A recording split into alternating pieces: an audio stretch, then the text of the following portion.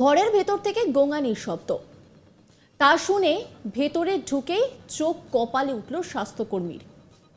একটি ভাঙা খাটে হাতে পায়ে দড়ি বাঁধা অবস্থায় পড়ে রয়েছেন এক বৃদ্ধ। দুই চোখ দিয়ে গড়িয়ে পড়ছে জল, বলার ক্ষমতা নেই, শুধুই বের হচ্ছে গোঙানির শব্দ। বৃদ্ধ অসুস্থ বাবাকে অনাদরে রেখেছে 3 গুণধর ছেলে। কি অবস্থা ভাবুন, 3টে ছেলে, কিন্তু বাবাকে দেখার মতো সময় বা হুঁশ কোনোটাই নেই। কুলাঙ্গার ছেলেদের এই কাণ্ড কারখানা দেখে হতবাক স্থানীয়রা। যে বাবা ছোট থেকে কোলে পিঠে করে বড় করলো, সেই বাবাকেই কিনা হাত পা বেঁধে ঘরে ফেলে রেখে দিয়েছে। অসুস্থ জেনেও হাসপাতালে ভর্তি পর্যন্ত করেনি। বৃদ্ধর এই ভয়াবহ পরিণতির খবর সামনে আসতেই ছি পড়ে গিয়েছে। কতটা অমানবিক হলে বাবার সঙ্গে এমনটা করা যায়, এই ঘটনাটা তারই জলজান্ত নমুনা। দুর্গাপুরের ইস্পাতনগরের বিজন টাউনশিপের জয়দেব এভিনিউ এলাকার ঘটনা। জানা গেছে বৃদ্ধের নাম মাগারাম ঘোষ। তিনি দুর্গাপুর মিশ্র ইস্পাত কারখানার কর্মী ছিলেন। বাবাকে এভাবে ফেলে রেখে 3 ছেলে শহরের অন্য কোথাও থাকে। অসুস্থ বাবাকে কেউই নিজেদের বাড়িতে নিয়ে যায়নি। ঘরে ঢুকতেই দেখা যায় একেবারে নোংরা পরিত্যক্ত অবস্থায় পড়ে রয়েছে। ঘরের ভেতর থেকে গোঙানির শব্দ, তা শুনে ভেতরে ঢুকেই চোখ কপালে উঠল স্বাস্থ্যকর্মীর। একটি ভাঙা খাটে হাত পায়ে দড়ি বাঁধা অবস্থায় পড়ে রয়েছেন এক বৃদ্ধ। দুই চোখ দিয়ে গড়িয়ে পড়ছে জল, বলার ক্ষমতা নেই, শুধুই বের হচ্ছে গোঙানির শব্দ। আর এই খবর ছড়িয়ে পড়তেই নিন্দার ঝড় ওঠে। খবর দেওয়া হয় পুলিশকে। এলাকার প্রাক্তন কাউন্সিলর মণি দাশগুপ্ত আসেন, সমস্ত বিষয়ে পাড়াপড়শির কাছে অবগত হন। তারপর বৃদ্ধর ছেলে দয়াময় ঘোষের আপত্তি সত্ত্বেও দুর্গাপুর মহকুমা হাসপাতালে তাকে ভর্তি করা হয়। সবাই বলছি না, সবাই বলবে আমি আচ্ছা ঠিক আছে, আপনি আমরা এখন হসপিটালে অ্যাডমিট করছি, আমরা অ্যাম্বুলেন্স ডেকেছি। না অ্যাডমিট করতে হবে না, 10 দিন পর নিয়ে যেতে বলেছে। আমরা এখন নিয়ে যাব, উনি আমরা সেরকম ব্যবস্থা করে রাখব। রিলিজ করে দিলেন, সেই রিলিজ করে দিয়ে ডাক্তার বাবু হচ্ছে আপনি বড় নয়, না ঠিক আছে ডাক্তারবাবু উনি কি অবস্থা একটু ইয়ে করতে পারছেন না, এসে আমাদের মেয়েরা হাত পা বেঁধে আপনাকে এরকম বেঁধে লয়ে যায় না। আপনি আমাদেরকে বলতে পারতেন যে দিদি এরকম পাড়া সবাই বলছে আপনাদেরকে যে ছুঁড়ে এসে খাবার দিয়ে যায়, তাহলে পরে কিছু করার নেই মানে ওনাদের যদি বলেন আর কি, তাহলে আমি তার কাজের লোক রেখে দিতে পারতাম। হ্যাঁ 5 থেকে 5.5 টাকা ভাড়া পায়, অনেক বেশি বলছে। বেশি বললেও সেটা আপনি আমাদের ইয়েতে বলতে পারতেন তো যে আমি পারছি না আমার বাবাকে, আমার জানা ছিল না বাবা এত সুন্দর। ঠিক আছে চলুন আমরা অ্যাম্বুলেন্স নিয়ে আসছি বিজয়, দাঁড়ালে ওয়াশ করে মলম দেওয়া হতো তাহলে উনি অনেক সুস্থ থাকতেন। স্বাস্থ্যকর্মী তাপসী দাস তিনি কি বলছেন শোনাবো আপনাদের। তো আগের 2 সপ্তাহ আমরা এসেছিলাম, তখন উনি ছিলেন না। আমরা পাশে জিজ্ঞাসা করতাম যে ভদ্রলোক নেই, বললেন না উনি নেই, উনি অসুস্থ, হসপিটালে ভর্তি। তো আমরা জিজ্ঞাসা করতাম দিয়ে চলে যেতাম। আমরা তো এই সপ্তাহ যখন এলাম তখন দেখলাম দরজাটা খোলা, দিয়ে তারপরে কি তখন আমরা ওনার ঢুকে আমি দেখি, কাকু তো অনেকদিন কাকুর খবর পাই না, দেখে কাকুর ঢুকে ওই অবস্থা দেখে আমাদের এমন লাগলো যে কি বলবো। দিয়ে জিজ্ঞেস করলাম কাকু আপনি কেমন আছেন, বলছে ভালো না। কি অবস্থা ছিল?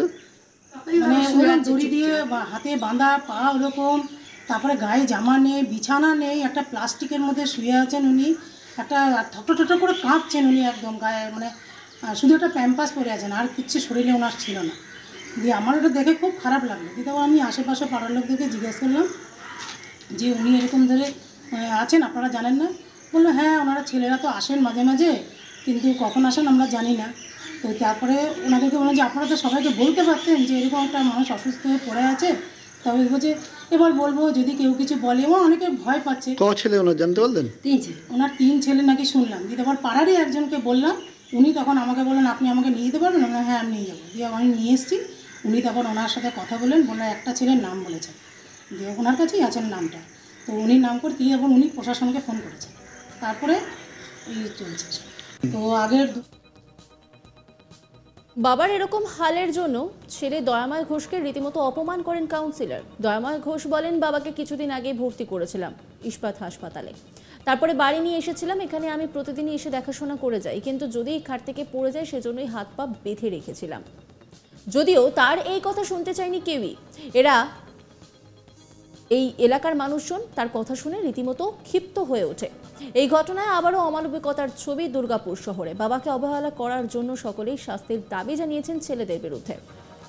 সোনালী দত্ত স্থানীয় বাসিন্দা, তিনি কি বলছেন শোনাব আপনাদের। মার্চে পয়লা এসেছি আমরা। কে ভাড়া ঠিক করেছে? কে দালাল মার্কেট ভাড়া ঠিক করছিল, বড় ছেলে হাতে টাকা নেই। কে বড় ছেলে? কি নাম? কি করে ঘোষ? কি জানি কি করে জানি না। ওই কোম্পানি কম্পিউটার ইয়েতে সিটিসেলের কাজ করে। এই পাশে ঘরটা কি দখল কোয়ার্টার? হ্যাঁ, এটা দখল করে। এই দখল কোয়ার্টারই থাকেন নাকি? আপনারা জানতেন কি অবস্থায় থাকে, কি আছে? আমরা আসতেও দেখতে, কারণ যখন দেখতাম তখন তো ভালো ইয়েতে আমরা তো নতুন এসেছি। এই যে কোয়ার্টার আছেন, এই কোয়ার্টার কার নামে? এই কোয়ার্টারই না, এই কোয়ার্টার কার নামে? ওই যে বাবার নামে আমরা জানি। ওর ছেলের সঙ্গে আমাদের সম্পর্ক হয়েছে, বাবাকে জানি না আমরা। কোয়ার্টারটা কার নামে আপনারা জানেন না? না, যখন আমরা এসেছি বয়স্ক ভাবছি বয়স্ক, তখন বললো যে না ওটা আমার বাবা। ও বড় ছেলেই বললো আমার বাবা। এই নিয়ে একটি রিপোর্ট তুলে ধরেন আমার কলিগ অনিল, দেখাবো আপনাদের। দুর্গাপুর ইস্পাত নগরীতে একটি অমানবিক দৃশ্য দেখা গিয়েছে, যেখানে এক প্রাক্তন ইস্পাত কর্মীর 3 ছেলে নিজের ঘরে কোনো ঠাঁই দেয়নি। আর সে কারণে আমরা দেখেছি যে সেই বাবাকে একটি পরিত্যক্ত ঘরে হাত পা বেঁধে রাখা হয়েছে। না রয়েছে বিছানা, না রয়েছে কোনো চাদর, খাটের উপরে শুধু একটি প্লাস্টিক দেওয়া রয়েছে। আর দুর্গাপুর পৌর নিগমের যে স্বাস্থ্যকর্মীরা রয়েছে, যারা সার্ভে করতে এসেছিল, তারা এই ঘটনা দেখার পর স্থানীয় পুলিশকে খবর দেয়। তখনই পুরো এলাকাতে এই খবরটি ছড়িয়ে পড়ে। এই খবর প্রকাশ্যে আসার পর পুরো এলাকায় স্থানীয় মানুষরা নিন্দায় সবর হয়েছেন। ঘটনা সম্পর্কে যে জানা গেছে যে এক প্রাক্তন যে ইস্পাত কর্মী রয়েছেন, তার 3 ছেলে রয়েছে। এক ছেলে ইস্পাত যে কারখানা রয়েছে সেখানের কর্মী রয়েছে, আর দুই ছেলে সে কোনো প্রাইভেট সংস্থার কর্মী রয়েছে। কিন্তু তার সত্ত্বেও নিজের বাবাকে তারা নিজের ঘরে রাখে না, আর তাকে একটি পরিত্যক্ত যে ইস্পাত যে ফ্যাক্টরি রয়েছে, ইস্পাত কারখানার যে পরিত্যক্ত কোয়ার্টার রয়েছে, ওইখানে রেখে দেওয়া হয়েছে। নজর রাখুন আজ তাক বাংলার ইউটিউব স্ট্রিমিংয়ে।